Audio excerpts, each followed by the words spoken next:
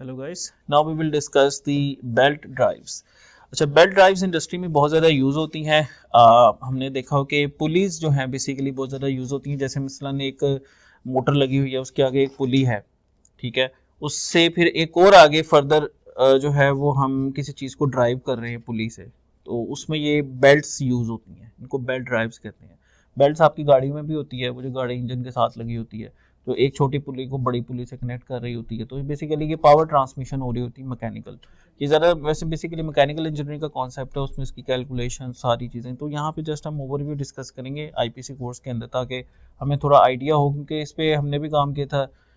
हमारे fin fan coolers होते थे, जहाँ से वो कंप्रेसर से जब गैस आती थी हीट होके, तो उनसे कूल होती थी। तो उसकी जो बेल्ट्स थी, वो बेल्ट्स जो है वो बेसिकली वो ख़राब ब्रिटल बेल्ट्स ब्रिटल भी हो जाती हैं। उनको थोड़ा सा ग्रीस हल्की फुल्की लगा के रखनी होती है, ब्रिटल हो जाती हैं।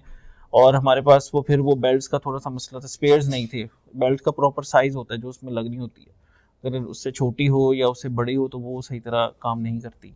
So anyhow, a belt drive is a method of transferring rotary motion between two shafts. A belt drive includes one pulley on each shaft and one or more continuous belts over the other two pulleys. The motion of the driving pulley is generally transferred to the driven pulley via the friction between the belt and the pulley. Generally belt drives are friction drives.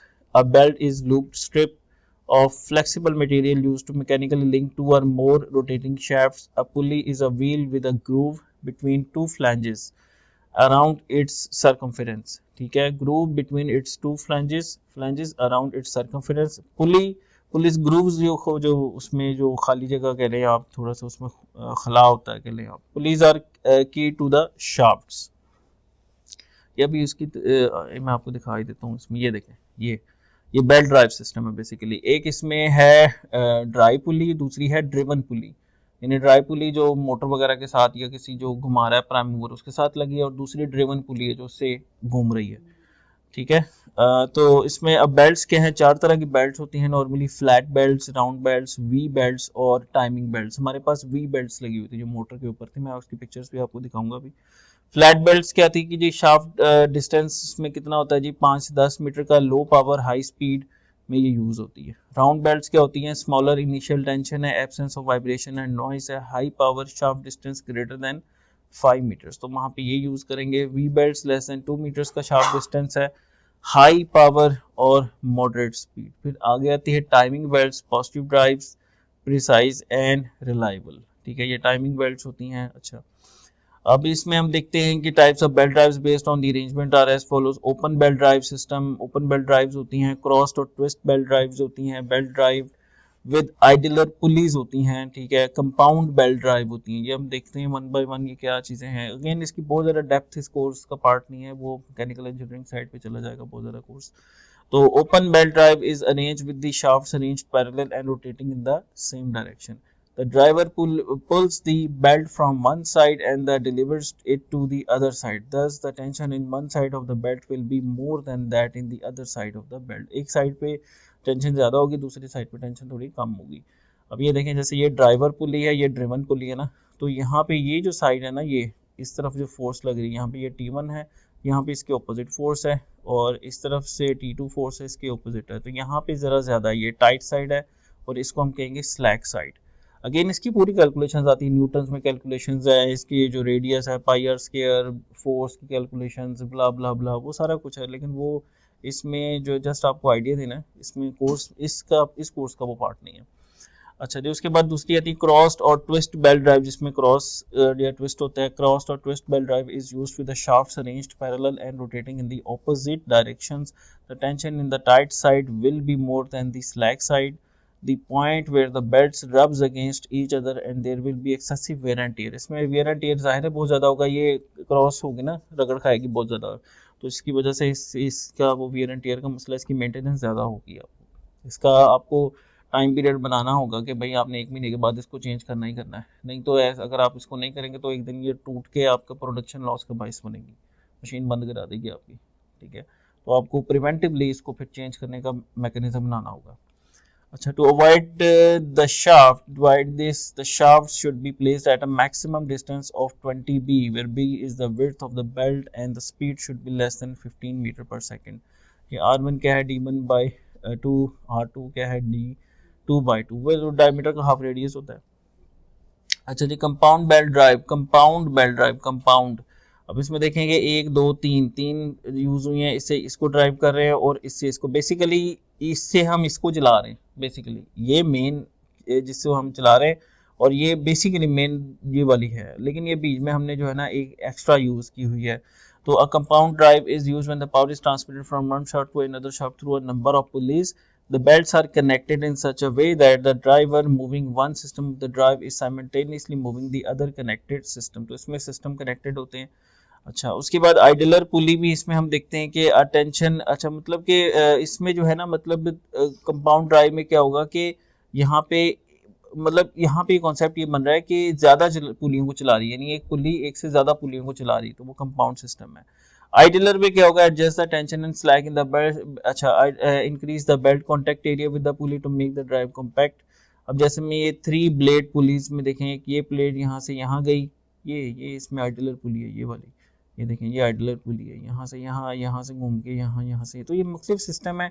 इसकी पूरी depth है कि भाई ये कौन सा कब design होगा, लेकिन ये हमारे स्कोप में नहीं है, जस्ट हम फॉर द आइडिया पर्पज जो है ना इसको जस्ट स्टडी कर रहे हैं, क्योंकि हमारी मशीनों में ये लगी होगी, प्रोसेस मशीन्स के अंदर।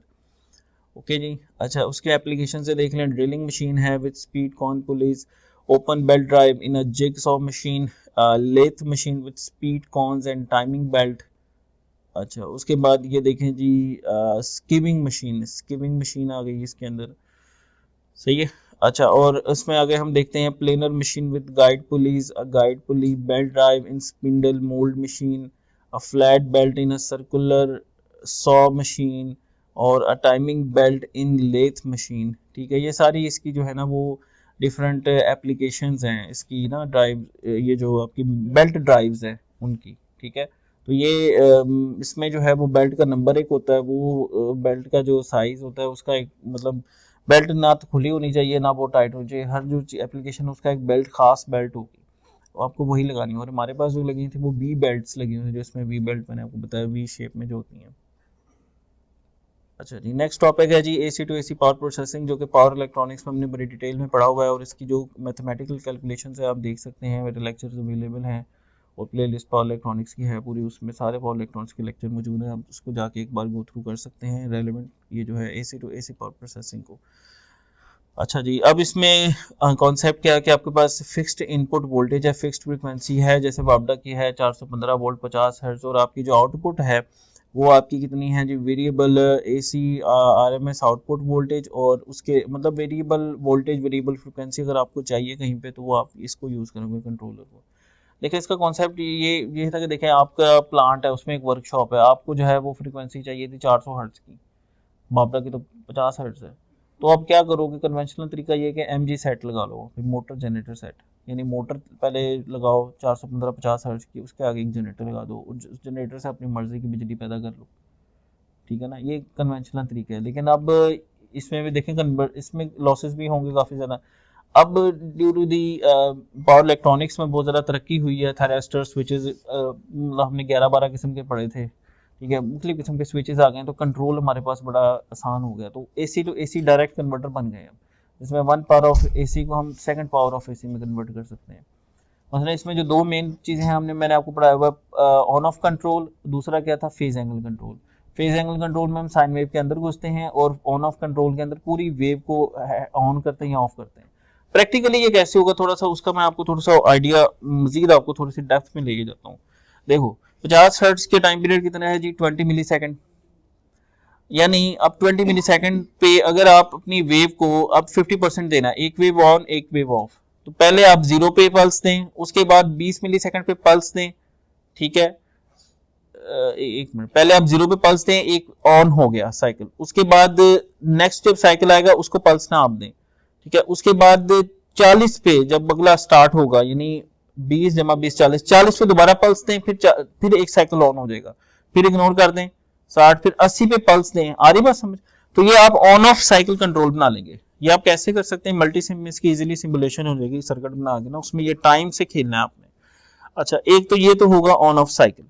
अब साइन वेव के अंदर घुसना है, मसलन आप चाह रहे हैं कि 90 डिग्री पे फायर करवाएं, तो एक आप इसमें दो थायरिस्टर लगाएं, किस तरफ को और किस तरफ को, ठीक है। तो पहले वाले को करवाएं फायर 90 डिग्री के ऊपर। 90 डिग्री कितना बनता है, 5 मिली सेकेंड। पहला गेट पल्स आएगी 5 मिली सेकेंड के ऊपर। तो उसके अगले वाले की जो नेगेटिव वाले की आएगी 5 जमा 10 यानी 180 डिग्री है ना, 270 पे करानी है उसको, तो 15 मिली सेकेंड पे उसको दें। इसी तरीके से आप इन टाइम इंस्टेंट्स पे जब गेट पल्सेस देंगे तो आपको वो फेज एंगल कंट्रोल बन जाएगा। ये कॉन्सेप्ट तो हमें पता है कि साइन वेव के अंदर घुस गए तो वो फेज एंगल है, और अगर पूरी वेव को ऑन ऑफ करवा रहे हैं तो वो इंटीग्रल साइकिल है। ये मैंने आपको बताया कि हम करेंगे कैसे। तो खेलना हमने उसको उस टाइम के साथ है। टाइम पीरियड निकालें पहले फ्रीक्वेंसी से, कितना टाइम पीरियड है, उस टाइम के अंदर देखें कि किस एंगल पे आपने उसको, तो एंगल बेसिकली टाइम ही कन्वर्ट हो गया ना आपका। ओके, ठीक है। अच्छा आगे चलते हैं जी। इसको ये थोड़ा सा जरा डीप में चला गया था उसके अंदर ना, कि प्रैक्टिकली हम कैसे उसको करते होते हैं। ये आपको पता है थरेस्टर जो है, ये कौन सा सिंबल है पहले तो ये बताएं, ये थरेस्टर है, ये ट्राइक है, क्योंकि ये टू वे कंडक्ट कर रहा है। तो आप इसको दो थरेस्टर से भी खैर तो बना सकते हैं, या इससे भी बना सकते हैं। ये इसमें ये है कि आपके पास 4 क्वाड्रेंट ऑपरेशन होता है, ठीक है। इसको आप पॉजिटिव पल्स से भी ट्रिगर कर सकते हैं, नेगेटिव पल्स से भी ट्रिगर कर सकते हैं। और ये साइन वेव का फेजर दिखाया हुआ कि जब 0 डिग्री से, यहाँ समझे कि यहाँ पे कोई सन है या यहाँ पे कोई लाइट सोर्स है, यहाँ शेडो पड़ रहा है, तो 0 पे जनाब इधर है फेजर आपका, 90 पे फेजर ऊपर आ जाएगा, ये शेडो यहाँ पे आ जाएगा, फिर उसके बाद में नीचे जाएगा, शेडो नीचे चला जाएगा, फिर उसके बाद इधर आएगा तो शेडो फिर इधर आ जाएगा। आ रही बात समझ। तो ये उस तरह से यूं समझ लें कि ये उसका शेडो है, कि आपकी वेव जो है टाइम एक्सिस में राइट साइड को मूव कर रही है और फेजर साहब आपके काउंटर क्लॉकवाइज उल्टा घूमी जा रहे हैं। ओके, तो ये बेसिकली यहाँ से वो फेजर्स निकले हुए हैं, ठीक है। अच्छा आगे चलते हैं जी। AC टू AC कन्वर्टर में क्या होगा कि जी AC to AC converters accept electric power from one AC system and converts it to another AC system. Amplitude frequency phase इसका डिफरेंस होता है, ठीक है। डिफरेंट आपको एम्पलीट्यूड चाहिए, डिफरेंट फ्रीक्वेंसी चाहिए, डिफरेंट फेज चाहिए, वेरिएबल चाहिए, तो आप AC to AC converter use करोगे। तो ये बेसिकली हमारे प्लांट पे भी लगा हुआ था, ये मैंने आपको उस वक्त मैनुअल में भी शेयर किया था। Fuel gas heater on off control वाला लगा हुआ था हमारे पास, फ्यूल गैस हीटर। ये जो गैस हमारी होती ना, हम ऐसे नहीं ठंडी गैस ही टरबाइन को दे देते थे, पहले उसको गर्म करते थे, उसको साफ सुफ करके कंडीशन करके, conditioning fuel gas conditioning system, उसको कंडीशन करते थे, पहले उसकी सफाई करते थे, उसमें से वो जो गंदे पार्टिकल्स उनको अलग करते थे, फिर उसको थोड़ा सा गर्म करके टरबाइन को देते थे जलने के लिए, उससे टरबाइन की एफिशिएंसी इंक्रीज हो जाती है। एक ठंडी गैस दे दो टरबाइन को और एक जरा गर्म करके मुनासिब है दर्जा हरारत पे कि वो वहां जाके जरा अच्छी तरह कंबशन उसकी हो जाए, तो कौन सी बेहतर है, तो जरा गर्म करके देंगे आप, ऐसी ठंडी गैस ही दे दें तो वो इतना मुनासिब नहीं है ना। जैसे आप एग्जाम्पल है, आप जाके नहा लें ठंडे पानी से, एकदम ठंडा पानी आप पे गिरेगा, आपको इतना अजीब लगेगा। वही अगर पानी का टेम्परेचर थोड़ा नॉर्मल हो आपको, है आप कितना मजे से जरूरत, एग्जाम्पल है जस्ट। तो कहना टरबाइन बेचारी को भी तो हमने अच्छा फ्यूल लेना ना भाई, उससे काम लेना, नहीं तो टरबाइन आपकी जल्दी फारिग हो जाएगी, वो उतनी पहली बात तो ये एफिशिएंसी भी नहीं चलेगी, ठीक है ना।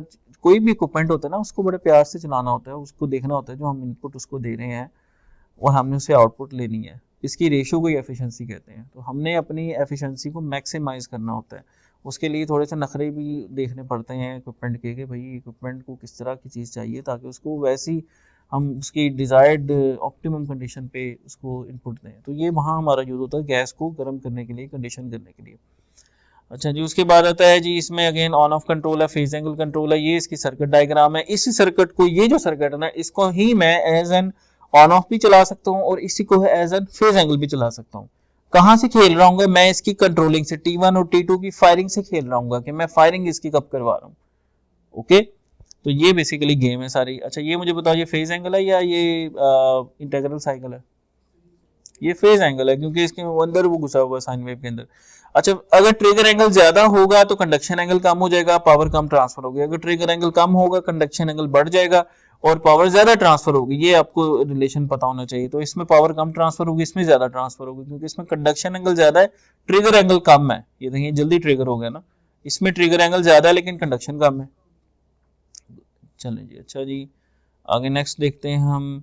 ये इसका बेसिक सर्किट है, यूं समझ लें हमारे पास ये होता था रेजिस्टिव वो हीटर होता था, तो ना ये जितना आपके ये 3 टेबल्स है ना, इसके बराबर था वो उसकी लेंथ। चलिए मैं दिखा देता हूँ आपको। तो इसका मतलब ये हीटर था आपका, इसमें से गैस गुजर के जाती थी, ठीक है, गर्म होती थी बेसिकली। अच्छा, फिर एक और कॉन्सेप्ट आ रहा है जो कि मैं आगे करवाऊंगा।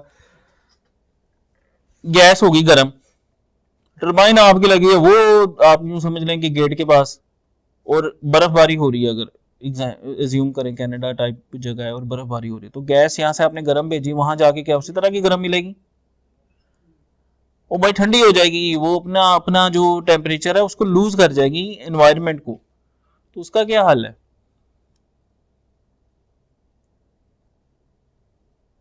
पाइप में कोई मैकेनिज्म हो गर्माइश का कि उसकी उसकी वो जो गर्माइश है वो निकले ना, वो लूज ना हो। एरियाबैटिक पहले पर तो बनाना पड़ेगा आपको सिस्टम, आइसोथर्मल नहीं बनाना पड़ेगा, एरियाबैटिक बनाना पड़ेगा, ताकि अंदर का टेम्परेचर डिफरेंट हो, ऊपर का डिफरेंट हो। एरियाबैटिक इसको कहते हैं। बढ़िया यार थर्मो आप लोगों ने। अब इसका होता ये कि इसमें एक तो ये कि उसके ऊपर कोई कंबल लपेट दो, जैसे आप कंबल सर्दियों में लगाते हो, कंबल लपेट दो उसके ऊपर, उससे गर्म रहेगा, तो वो तो लपेटना है। इसे कहते हैं heat racing, electric heat racing. तार होती है वही इलेक्ट्रिक हीटर वाली टाइप, उसको पाइप के ऊपर गोल गोल घुमा देते हैं, और फिर उसके ऊपर वो वूल चढ़ा देते हैं। वूल होती है पीले से रंग की, वो फॉर्म सा होता है, वो चढ़ा के फिर एक और कवर के साथ सैंडविच की तरह, या आजकल वो रैप चलते हैं जो रैप खा रहे होते हैं, रैप की तरह है वो, उसमें चिकन के ऊपर रैप किया, तो उस तरह से उसको पाइप को रैप कर देते हैं। तो उससे क्या होगा, एक तो हीट बाहर नहीं निकलेगी, दूसरा उसके अंदर जो आपने इलेक्ट्रिक हीट रेसिंग है उससे भी गर्माइश, वो इलेक्ट्रिक हीटर ही होता है किस्म का ना, तो वो गर्म रहता है पाइप आपका। वो भी इसमें मैं आपको करवाऊंगा। अच्छा वो, लेकिन वो आगे आ रहा है, लेकिन आइडिया मैंने आपको दे दिया, ठीक है। अच्छा ये है सर्कल, ये है सर्किट आपका, ये देखें इसमें T1 की फायरिंग यहाँ पे 0 पर हो रही है, और उसके बाद नेक्स्ट जो है वो नेक्स्ट साइकिल के लिए वो फायरिंग इधर करवा रहे हैं, ठीक है। ये अलग अलग यूज कर रहा है, इसकी फायरिंग अलग कर रहा है, T1 की T2 की। आप एक ट्रैक से भी कर सकते हो, तो फिर आपको एक ही पल्स देनी होगी। अच्छा यहाँ पे देखें, यहाँ पे देखें, इसका बस ये नोट करें कि स्टार्टिंग पॉइंट कहाँ 0 पे है, यहाँ पे 90 पे है, फिर यहाँ पे, फिर इधर है। तो इससे क्या होगा, पहले पूरा इसमें देखें आपकी ये आउटपुट है, 1 2 3, 3 साइकिल ऑन है, 4 5 ये ऑफ है, 3 साइकिल ऑन 2 साइकिल ऑफ। तो इसका ड्यूटी साइकिल आप निकालो, 3/3 जमा 2, यानी 3/5, कितना बनता है 3/5? 60%। तो 60% आपकी पावर आगे ट्रांसफर होगी। पावर पावर कितनी है? 60%। अगर आपसे वोल्टेज का पूछा जाए तो VDC अगेन 60% होगा, लेकिन RMS अंडर रूट हो जाएगा, जो ड्यूटी साइकिल होगा उसका अंडर रूट, ठीक है। ड्यूटी साइकिल जो RMS वैल्यूज आती है ना, जैसे बक कन्वर्टर थे, तो इसमें भी वो जब RMS की हम बात करें तो उसमें अंडर रूट आता है, और जब आप पावर निकालते हो तो V स्क्वायर ओवर R हो जाता है, या स्क्वायर R होता है, तो वो स्क्वायर उस अंडर रूट को खा जाता है, जिससे वो फिर ड्यूटी साइकिल से ज़रब खाती है। 60% पावर है। आ रही बात समझ? तो ये कॉन्सेप्ट है बेसिकली। आगे हम देखते हैं इसको। तो ये देखिए ड्यूटी साइकिल बताया कि N/M + N, तो ये 60% पावर आगे ट्रांसफर करेगा। और ये इसमें हाँ ये देखें, ये ऊपर वाला इसने शो करवाया ऑन साइकिल्स, ये ऑफ साइकिल्स हैं, ठीक है। तो ये आपका 60% पावर आगे ट्रांसफर करेगा, ठीक है। पूरी वेव ऑन और पूरी वेव ऑफ, ये बहुत इंपॉर्टेंट टॉपिक है, राइट। अच्छा आगे चलते हैं जी। ऑन ऑफ टेक्निक में ये देखें, ये डायग्राम से बड़ा अच्छा क्लियर होता है। ये 25% है, ये 50% है। देखें 25 कैसे, 1 ऑन 3 ऑफ, 50 में 1 ऑन 1 ऑफ, 75 में 3 ऑन 1 ऑफ, ये देखें 3 ऑन 1 ऑफ, 3 ऑन 1 ऑफ, और 100% में सारे ऑन, ठीक है। साइन वेव को नहीं छेड़ना, साइन वेव को वो मुसल्लम रहेगी आपके यहाँ, पूरी की पूरी साइन वेव आपकी मुसल्लम है, मींस उसको नहीं छेड़ना आपने, उसके अंदर नहीं जाना, ओके। तो ये आपका है ऑन ऑफ कंट्रोल। नेक्स्ट आते हैं, अच्छा और इससे आगे फेज एंगल कंट्रोल में क्या होगा, उसकी डायग्राम इसमें नहीं है वैसे, उसमें पावर इलेक्ट्रॉनिक्स के लेक्चर में, उसमें अंदर फेज मतलब साइन वेव के अंदर घुस जाते हैं। तो 25% है, 50% है, 75% और 100% की डायग्राम उसमें है, बड़ी जबरदस्त उसमें एक्सप्लेनेशन है। इसमें मैं ऐड कर देता हूँ, ठहरा मैं कर ही देता हूँ जी।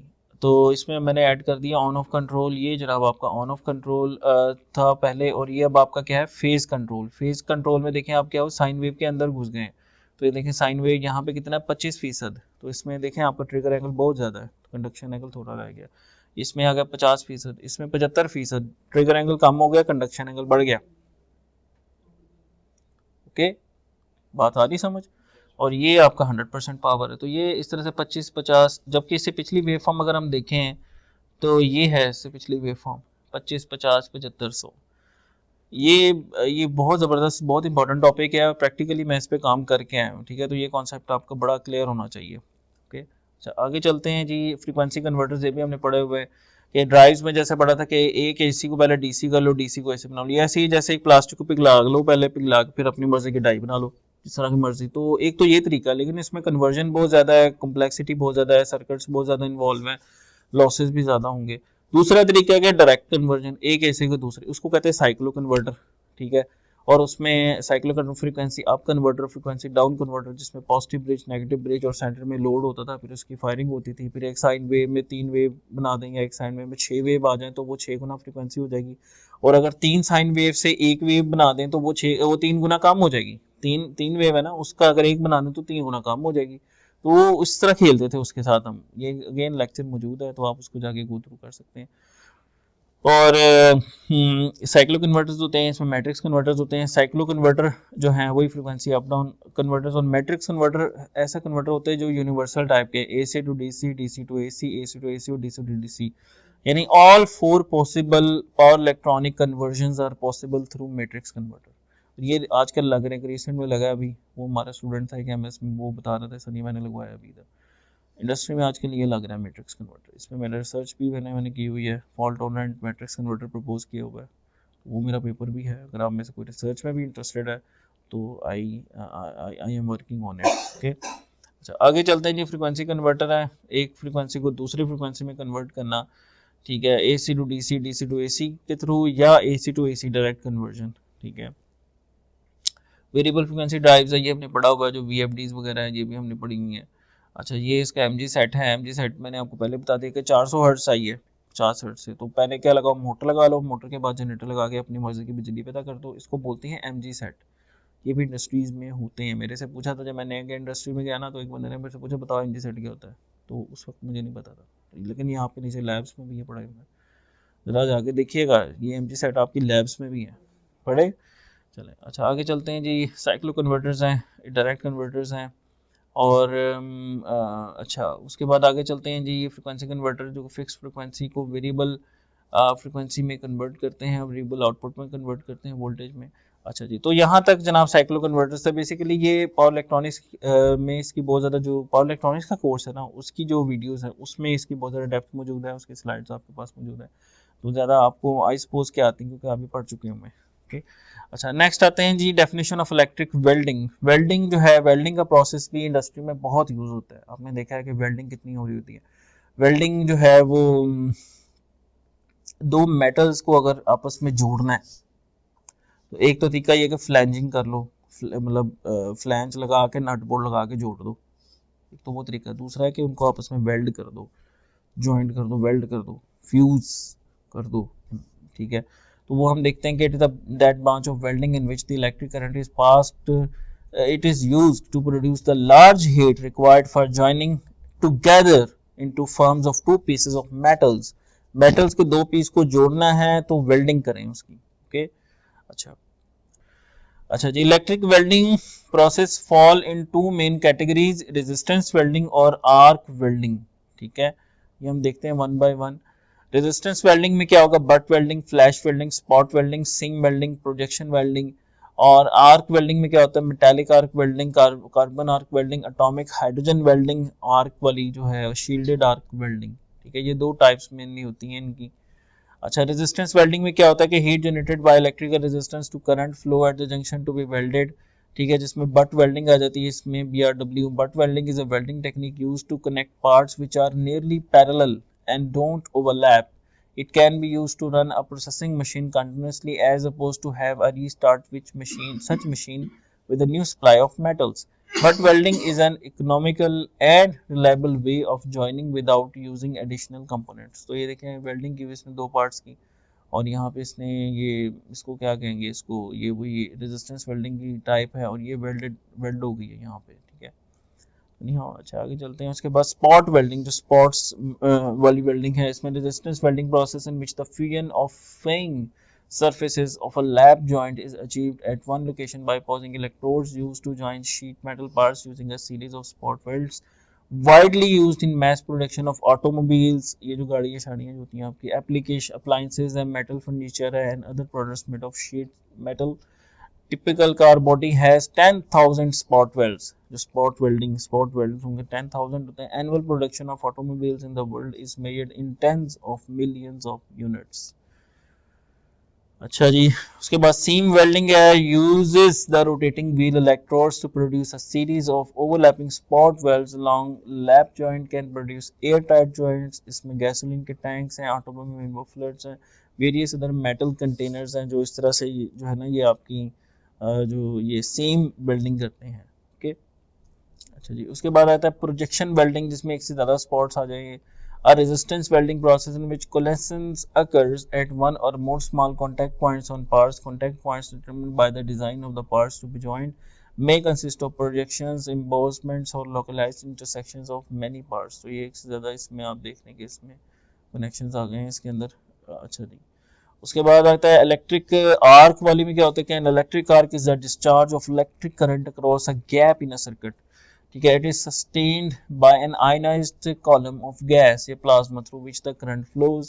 To initiate the arc, an AW electrode is brought into the contact with the work and then quickly separated from it by a short distance. To initiate the arc, an AW electrode is brought into the contact with the work and then quickly separated from it by a short distance. तो ये देखें, ये arcing हो रही है और ये आपका वर्क पीस है, ठीक है, और इसके ऊपर ये यहाँ से इस ये जो आयनाइजेशन हो रही है, आर्क जनरेट हो रही है, इससे ये वेल्डिंग का प्रोसेस हो रहा है। Electric energy from the arc produces temperatures 10,000 fahrenheit यानी 5500 degree C hot enough to melt any metal. ठीक है, तो ये पावर सप्लाई का सोर्स होता है। इसके पीछे जो ब्रेकर होता है वो अक्सर ट्रिप हो रहा होता है, उसका पूरा वाक्य मैंने आपको बताया हुआ। जो इसको ब्रेकर को बाईपास नहीं कभी करना। अक्सर वेल्डर्स क्या करते हैं, ब्रेकर ट्रिप होए तो लगा के रखते हैं, वो नहीं सही कर रहे होते वेल्डिंग ना, तो करंट ज़्यादा ड्रॉ करती, ब्रेकर ट्रिप होए तो वो क्या करता है, ब्रेकर ही बाईपास कर देते, फिर आग लगती है। ये ध्यान में रखें, फिर स्पार्क होगा और आग लगेगी। ओके, तो carbon arc welding CAW is a welding process in which the heat is generated by an electric arc struck between on the carbon electrode and the workpiece. The arc heats and melts the workpiece's edges and forming a joint. Carbon arc welding is the oldest welding process. तो ये power supply के साथ जो है ना, ये इसने यहाँ पे इसको आर्किंग के थ्रू पिघला के इसमें इसको फिल कर देना है। नेक्स्ट आता है shielded metal arc welding.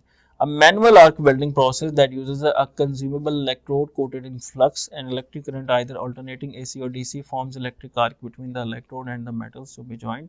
As the weld is laid, the flux coating of the electrode disintegrates, providing a shielded gas and a layer of slag, both of which protect the weld from contamination until it cools. Okay, तो इसमें ये shielding जो है थोड़ी सी इसमें आ जाती है इसके अंदर, तो ये बन जाती है आपकी shielded metal arc welding. Atomic hydrogen welding जो है, atomic hydrogen welding AHW is an arc welding process that uses an arc between two metal tungsten electrodes in a shielded atmosphere of hydrogen. The electric arc sufficiently breaks up the hydrogen molecules, which later recombines with tremendous release of heat, reaching temperatures from 34 to 4,000 degree C. तो ये इसमें जो है वो आप atomic hydrogen जो है basically इसमें यूज़ कर रहे होते हैं इसके अंदर। तो एटॉमिक हाइड्रोजन जब मतलब मॉलिक्यूल्स आपस में ज्वाइन करते हैं, पहले तो टूट जाते हैं, उसके बाद जब ज्वाइन करते हैं तो उससे ट्रेमेंडस हीट रिलीज होती है। तो अच्छा, ये तो थी जनाब वेल्डिंग का थोड़ा सा आपको एक आइडिया दी कि वेल्डिंग प्रोसेस होते हैं इंडस्ट्री में, ये इस तरह की टाइप्स की वेल्डिंग होते हैं। अगेन ये एक अलग ही फील्ड है, हमें थोड़ा सा आइडिया ही बस इसका होना चाहिए। तो एनी हाउ इलेक्ट्रिक हीटिंग जो है वो बड़ी काम की चीज़ है। आजकल आपने देखा है कि गैस की वैसे शॉर्टेज होती है हमारे मुल्क में, तो अब ज़्यादातर इलेक्ट्रिक साइड पर ही हम जा रहे हैं। तो इसमें अगेन रेजिस्टिव हीटिंग होती है जो कॉमन है, जिसमें आप जो है वो रेजिस्टेंस वाला formula I square R losses I square R T ये एनर्जी का फार्मूला होगा। I square R power reserve time is equal to energy. Kilowatt hour होता है ना, किलोवाट जरब आवर, तो एनर्जी क्या होती है, पावर जरब टाइम। ये ध्यान में रखना है, और एनर्जी ओवर टाइम क्या होगी, पावर। ओके, तो इलेक्ट्रिक इसमें वही आप इलेक्ट्रिक रेजिस्टेंस टाइप को आप जब उसमें करंट पास करवाओगे तो उसमें हीट पैदा होगी, उस हीट को यूटिलाइज कर लो, उसको हम कहेंगे electric heating process. Resistive heating एक और हीटर भी होता है आजकल, वो आ गए हैं हमारे पास भी है, वो एक जो गैस गई है, अब आपने खाना बनाना बैठे हैं अब आप, तो इंडक्शन कुकर आता है, इंडक्शन कुकर कह रहा हूँ, इंडक्शन वो आता है, क्या कहते हैं उसको, इंडक्शन चूल्हे को कहते हैं, स्टोव कह लें या क्या, मतलब एक पूरा वो एक सिस्टम है जो इलेक्ट्रिकली चलता है, ठीक है, और वो उसके लिए स्टेनलेस स्टील का बर्तन यूज़ करना पड़ता है, कोई और रखोगे वो गर्म नहीं होता। तो बेसिकली उसमें इंडक्शन हीटिंग हो रही होती है, इंडक्शन हीटिंग। तो वो इंडक्शन हीटिंग क्या होती है, ये मैं आपको इसमें सर्किट भी दिखाऊंगा। इंडक्शन हीटिंग वो हम हमारे एक, जब हम पढ़ते थे हमारे एक दोस्तों का ग्रुप था, उन्होंने बनाया था ये एसी पे, कि कॉयल दे के ना, कॉयल उसको पता नहीं शायद मेरे ख्याल हाई फ्रिक्वेंसी पे वो चलाते हैं, कुछ इस तरह का सिस्टम है कि जिससे उसके अंदर हीट पैदा होती है, मतलब उसके अंदर आप अगर आपको मेटालिक चीज़ रख दोगे ना उस कॉयल के अंदर, वो गर्म हो जाएगी। तो वो हम अभी देखते हैं इलेक्ट्रिक हीटिंग। तो electric heating is any process in which the electrical energy is converted into heat. Common applications include space heating, cooking, water heating, or industrial processes. An electric heater is an electrical appliance that converts electrical energy into heat. The heating element inside every electric heater is simply an electric resistor and works on the principle of Joule heating, I square RT. An electric current through the resistor converts electric energy into the heat. Most modern electric heating devices use nichrome wire as the active element. The heating element depicted on the अच्छा right uses nichrome. अच्छा आगे देखते हैं जी, इसमें ये देखें heating के बाद उसके फिर आगे मोड्स आते हैं, कंडक्शन, कन्वेक्शन, रेडिएशन है। अब इसमें ये भी थोड़ा सा आपने पढ़ा हुआ है पहले ही, उसका आपकी रिवीजन, कंडक्शन, कन्वेक्शन और रेडिएशन। कंडक्शन सॉलिड्स में होती है, कन्वेक्शन जो है वो लिक्विड्स में होती है, और रेडिएशन क्या होती है, वो आपकी मतलब वैक्यूम के अंदर रेडिएशन, जिसमें सॉलिड और मटेरियल लिक्विड ना इन्वॉल्व हो। तो उसमें कंडक्शन क्या है, this phenomenon takes place in solid, liquid and gas. Heat transfer is proportional to the difference of temperature between the two phases. No actual motion of the molecules. Convection, this phenomenon takes place in the liquid and gas. Heat is transferred due to the actual motion of the molecules. Radiation, this phenomenon is confined to the surfaces. Radiant energy meter observed is dependent on the nature of the surface. तो इसमें देखें ये conduction है, ये जो ये देखें ये गर्म कर रहा है ना, ये पार्ट है, कंडक्शन हो रही है। कन्वेक्शन ये जो लिक्विड के अंदर है, ये जो हीट ट्रांसफर हो रही है कन्वेक्शन, और रेडिएशन ये जो एटमॉस्फेयर में जा रही है ना आपकी हीट, उसको कहेंगे हम रेडिएशन। बेसिकली ये कंडक्शन, कन्वेक्शन और रेडिएशन, इससे बड़ा अच्छा क्लियर हो रहा है। अच्छा अब वापस आते हैं हीटिंग पे। हीटिंग मेथड्स में होता है पावर फ्रीक्वेंसी हीटिंग और हाई फ्रीक्वेंसी हीटिंग। अगेन जी बिल्कुल ऐसे ही है, ये हाई फ्रीक्वेंसी हीटिंग और power frequency heating. Power frequency heating यही है, रेजिस्टेंस लगा के इसके आरटी के थ्रू कर लो, रेजिस्टेंस हीटिंग है, आर्क हीटिंग है, इलेक्ट्रो बम्बार्डमेंट हीटिंग है, ये बहुत सारी टाइप्स हैं। तो direct resistance heating, indirect resistance heating है, डायरेक्ट आर्क है, इनडायरेक्ट हीटिंग, आर्क हीटिंग है, और हाई फ्रीक्वेंसी में इंडक्शन हीटिंग, मैं इसकी बात कर रहा था। यस, ये हाई फ्रीक्वेंसी पे ही चल रहा होता है इंडक्शन हीटर, और कॉइल के अंदर कोई चीज़ देंगे तो वो गर्म हो जाएगी, लेकिन मेटालिक। ओके, तो डाइलेक्ट्रिक हीटिंग होती है उसके बाद। अच्छा नेक्स्ट हम देखते हैं रेजिस्टेंस हीटिंग है, इसमें डायरेक्ट और इनडायरेक्ट। डायरेक्ट हीटिंग में इलेक्ट्रिक, डायरेक्ट हीटिंग में जो एलिमेंट है उसमें यानी जिसको हीट कर रहे हैं उसमें से करंट भी गुजर रहा है, यानी वो समझ लें कि electric current is pass to the body charge to be heated. आपको गर्म करना है इलेक्ट्रिक, तो आप में से करंट गुजारेंगे फिर, समझ रहे, वो डायरेक्ट हीटिंग है। ओके, तो high efficiency example electrode boiler for the heating water, इस तरह रेजिस्टेंस वेल्डिंग है। इनडायरेक्ट हीटिंग में ये होगा कि उस जिसको गर्म करना है उसको डायरेक्ट नहीं गर्म करेंगे, उसके पास जिसकी गर्म गरमाइश की कोई चीज रख देंगे, उसके पास उसको बिठा देंगे, भाई यहाँ से गर्म हो जाए।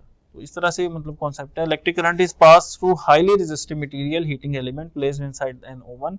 Heat produced due to I square R losses in the element is transmitted to the body, transmitted to the body।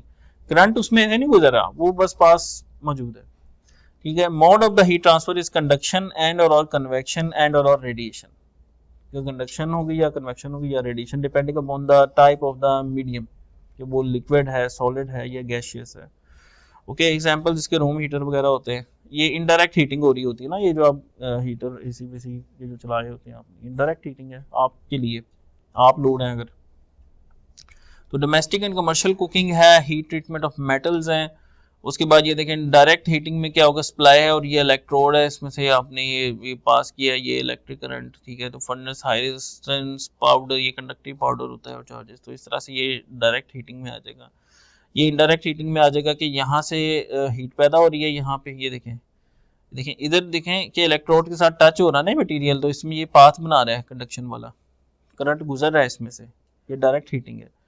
और इसमें ये इनडायरेक्ट हीटिंग है, क्योंकि ये लैदा पड़ा हुआ है और ये करंट तो यहाँ से गुजरा है, ठीक है, तो ये इनडायरेक्ट हीटिंग है। ठीक है, डायरेक्ट हीटिंग और इनडायरेक्ट हीटिंग, ठीक है, ये आपको क्लियर होना चाहिए। ये है इंडक्शन हीटर, देखें ये जिसमें आप जो है वो सर्किट, ये इसका सर्किट है, अगेन पावर इलेक्ट्रॉनिक सर्किट है, ये जो है आपके ये एन चैनल ई मॉस एफईटी लगे हुए एनहेंसमेंट टाइप के, और ये इसका सर्किट है, इसकी डिटेल्स आपको इंटरनेट से मिल जाएगी। तो ये इंडक्शन सर्किट है, ये हमारे एक ग्रुप मेंबर्स होते थे, दोस्त क्लास फेलोज, उन्होंने ये बनाया भी था। तो ये देखें, ये इसकी प्रैक्टिकल पिक्चर है कि जिस तरह ये देखें, ये मेटालिक रॉड गर्म हुआ है, ठीक है, गर्म हुआ है इसके अंदर। तो ये इंडक्शन हीटिंग है, ये पावर फ्रीक्वेंसी नहीं है, हाई फ्रीक्वेंसी वाली हीटिंग है। अच्छा, नेक्स्ट एक और टॉपिक है, नेक्स्ट हम डिस्कस करते हैं वाइब्रेशन सेंसर्स। वाइब्रेशन जो है ना इंडस्ट्री में बहुत इंपॉर्टेंट एक पैरामीटर है। अब वाइब्रेशन देखें, आपकी एक रोटरी मशीनरी है, मतलब आपका पंप है, पंप अगर खराब होता है, मिसअलाइन होता है, तो वाइब्रेशन प्रोड्यूस करना शुरू कर देते, आवाज धर धर, मतलब टू एंड फ्रो मोशन को वाइब्रेशन कहते हैं। तो अब नॉर्मल उसकी आपको ना हिलजुल उसकी नजर आती है, अब नॉर्मल हो जाती है वो। इसी तरह हमारे पास टर्बाइंस थी, उसमें वाइब्रेशन प्रॉब्स लगी होती थी, एक रेडियल वाइब्रेशन होती थी, एक एक्सियल वाइब्रेशन होती थी, उसको नोट किया जाता था और उसकी लिखी होती थी नॉर्मल लिमिट। अगर वो नॉर्मल लिमिट से ऊपर हो जाए तो वो देयर इज सम फॉल्ट, ठीक है, तो फिर उसको हम करते थे एड्रेस की मसला आ गया। इसी तरह जो मोटर्स थी हमारी फैन कूलर्स के ऊपर, जिसपे ये बेल्ट ड्राइव्स लगी हुई थी, तो उसमें था कि जब वो मोटर फारिग हो गई, मोटर या उसकी जो बेल्ट थी उसमें कोई फॉल्ट आ गया या पुली खराब हो गई ना, तो वाइब्रेशन बढ़ जाती थी। तो वाइब्रेशन बढ़ती थी तो उसके साथ लगाते थे वाइब्रेशन सेंसर, स्विच लगा होता था, तो वो उसको ट्रिप करा देता था। बात आ रही है? तो वाइब्रेशन का जो ज्यादातर होता है मैकेनिकल स्ट्रक्चर्स में जो प्रॉब्लम्स होती हैं, फोर्सेस अनबैलेंस हो जाती हैं, तो वो क्या करती हैं, वाइब्रेशन कॉज करते हैं। तो vibration sensor is a device that serves to detect the presence of vibration, then it will be converted electrical signals, electric signals। ये इसमें अगेन पीजो टाइप के भी आप यूज कर सकते हैं, पीजो पे जब फोर्स लगाते हैं इलेक्ट्रिक सिग्नल होता है ना, तो उसमें ये इस तरह से इनको मिला के भी आप सर्किट बना सकते हैं। वाइब्रेशन सेंसर का design, okay, signals are processed in the measuring instrument, then we can read the information in the measuring, the selection of vibrations and vibration signal monitoring purposes is based on the following: vibration signal type, measurement frequency range। ये बड़ा important है कि vibration sensor वो use करना है जो, हाँ देखो वाइब्रेशन की कोई फ्रीक्वेंसी भी होगी, सीधी सी बात है, टू एंड फ्रो मोशन है ना, साइन वेव, उसकी कोई फ्रीक्वेंसी होगी, तो आपने जो सा भी सेंसर लगाना है, जो सा भी मीटर उसको मेजर करने के लिए लगाना है, उसकी जो फ्रीक्वेंसी है वो ये डिटेक्ट कर सकेगी। क्वेश्चन मैंने आपको करवाया हुआ है वाइब्रेशन सेंसर का, याद करें, जिसमें वो एक वेव होती थी उसकी, और फिर उसमें आप क्या करते थे, उस ग्राफ से वैल्यूज निकालते थे और फिर देखते थे, मैं आपसे पूछता था कि बताएं जी ये 6 के पता नहीं 7 हर्ट्ज कोई था कि उसमें मतलब उससे कम होनी चाहिए, जो उसका जो फिल्टर था उसकी जो कट ऑफ फ्रीक्वेंसी थी उससे अगर तो कम है फिर डिटेक्ट हो सकता है। अगर जो फ्रीक्वेंसी जिसको आपने करना है मेजर, आपके मीटर की है 6 हर्ट्ज कट ऑफ फ्रीक्वेंसी, जो आपने सिग्नल मेजर करना है वो 20 हर्ट्ज का है, तो नहीं कर सकते। आ रही बात समझ? हाँ, अगर 20 हर्ट्ज का मीटर है और 6 हर्ट्ज की फ्रीक्वेंसी है तो कर सकते हो, क्योंकि वो उसकी कट ऑफ से कम है, ठीक है। तो ये क्वेश्चन आपको करवाया है इंस्ट्रूमेंटेशन के अंदर, आप जाके एक बार रिवाइज कर लें अगर आपको थोड़ा सा वो भूल गया। तो vibration signal, measurement frequency range, size and weight of the vibration, sensitivity of the sensor। Generally there are two types of vibration sensor: contact vibration sensors, non contact। contact means जो contact पे लगा हुआ है, साथ जुड़ा हुआ है, लगा हुआ टच हो रहा है। तो following sensor requires mounting the transducer to the vibrating test piece। This has the advantage of moving with the test article to make the absolute motion। यानी उसके साथ लगा हुआ है, मोशन खराब होगी तो वो डिटेक्ट कर रहा होगा, ठीक है, वो डायरेक्ट कॉन्टैक्ट में है। नॉन कॉन्टैक्ट में क्या है कि वो डायरेक्ट कॉन्टैक्ट नहीं है, वो इनडायरेक्ट कॉन्टैक्ट, जिसमें ये प्रॉब्स आ जाती हैं आपकी ऑन मशीन्स ऑन मीडिया देता है। जैसे आपकी प्रॉक्सिमिटी सेंसर होता है, प्रॉक्सिमिटी सेंसर को कोई जाके हाथ लगाता है, टच करता है? नहीं भाई, प्रॉक्सिमिटी सेंसर तो एक प्रॉक्सिमिटी एक सर्टेन डिस्टेंस पर होता है, वो उसके सामने चीज आती है तो वो उसमें इफेक्ट होता है, इंडक्टिव इफेक्ट है या जो सब कैपेसिटिव इफेक्ट है, जिसकी वजह से वो प्रॉक्सिमिटी सेंसर अपनी आउटपुट देता है। बात आ रही समझ? यानी उसमें डिस्टेंस होता है। तो दो तरह के वाइब्रेशन सेंसर है, कॉन्टैक्ट वाले और नॉन कॉन्टैक्ट, दोनों तरह के एग्जिस्ट करते हैं। अच्छा, कॉन्टैक्ट वाइब्रेशन सेंसर्स में एक्सेलरेशन सेंसर है, पीजो इलेक्ट्रिक एक्सेलरोमीटर आ गया, piezo resistive accelerometer, capacitive micro electromechanical system, MEMS होता है, माइक्रो इलेक्ट्रोमैकेनिकल सिस्टम, ये पूरी एक भाई सब्जेक्ट है MEMS।